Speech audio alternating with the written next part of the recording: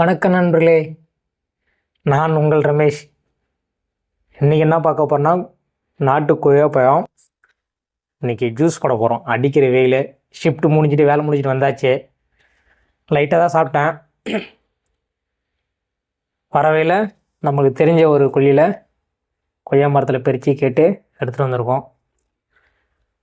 அடிக்கிற வெயிலுக்கு இன்றைக்கி குளிர்ச்ச கொய்யாப்பழம் ஜூஸ் தான்.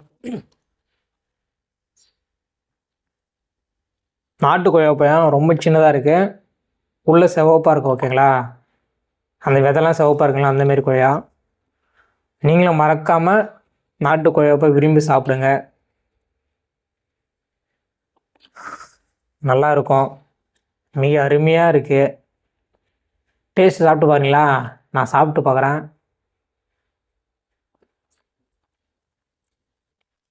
டேஸ்ட் நல்லாவும் இருக்கு,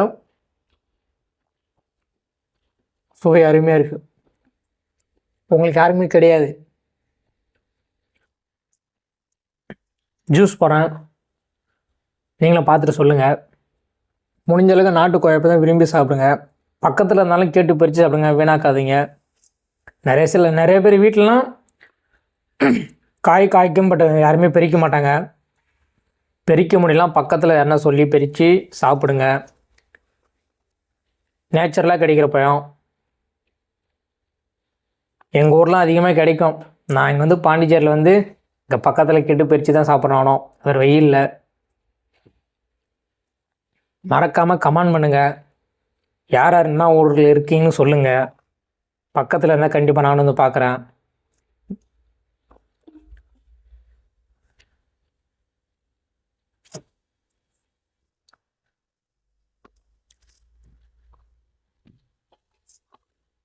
எதுக்கு வந்தோன்றதையே மறந்துட்டு நெஜ சமையல்காரனாவே மாறிட்டாங்க. ஒயிட் சக்கரை இல்லை, நாட்டு சக்கரை இருக்குது. ஏன்னா நாட்டு சக்கரை விரும்பி சாப்பிட்டா நல்லது உடம்புக்கு.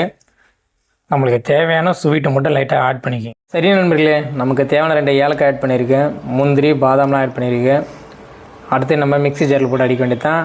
நெக்ஸ்ட் ஸ்டேஜ் எல்லாமே 50% முடிஞ்சிச்சு, 50% waiting. A few moments later.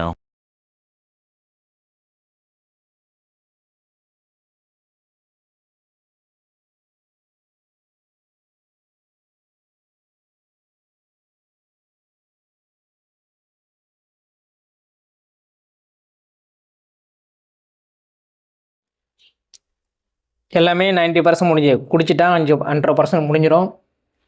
குடிச்சிட்டு நான் கமெண்ட் பண்ணுறேன், நீங்களும் சொல்லுங்கள்.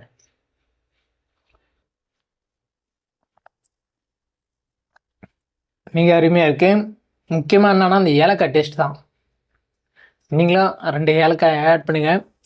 அதை ஆட் பண்ணிவிட்டு அதோடய டேஸ்ட்டு, அந்த ஸ்மெல் எப்படின்னு மட்டும் பார்த்துட்டு சொல்லுங்கள்.